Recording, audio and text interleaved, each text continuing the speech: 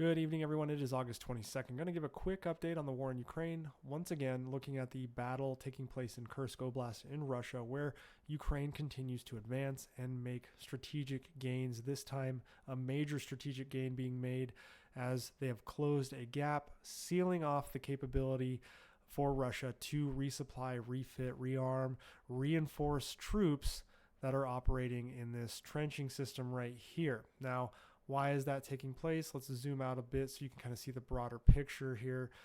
The same river, which I've spoke about before, runs right here, roughly, kind of like that.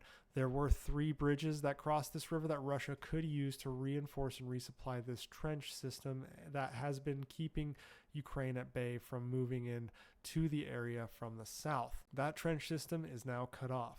As I said, the bridges were destroyed, but previously the Russians were able to kind of end around the river by using these back roads that exist through this town that I certainly cannot pronounce the name of, and still being able to resupply the trenches. Well, as you can see, the yellow, which is the territory Ukraine has taken and currently securely holds, now encompasses that village, and the river runs right up along that front line. So Russia can no longer move into this area to resupply troops further south.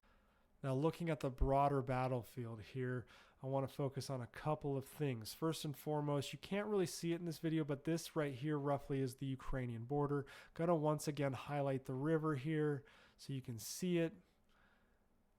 And also the Russian trench system right here. So as you can see, there's a small bulge that is protruding from the east and moving westerly that is behind the Russian trenches. The Ukrainians are conducting a flanking maneuver behind the Russian trenches. This is a very precarious situation for Russia.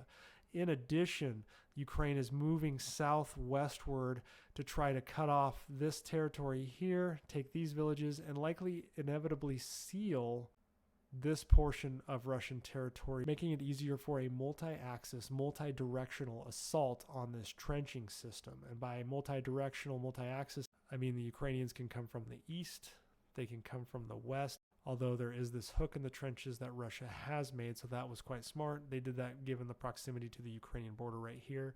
And then any one of the axes across this wide open space here to assault the trenches here. Now, taking this territory down here makes it easier for staging efforts to move in and potentially support the flanking efforts of the Ukrainians coming in behind the trenches. Regardless, many experts are looking at this situation, seeing that there is no capability for Russia to adequately resupply troops. Any kind of pontoon bridge that Russia has tried to establish has been immediately destroyed by the Ukrainians, and Ukrainian gains continue to creep along the backside of this trenching system. As you can see here, this trench existed right here and now is firmly in Ukrainian control.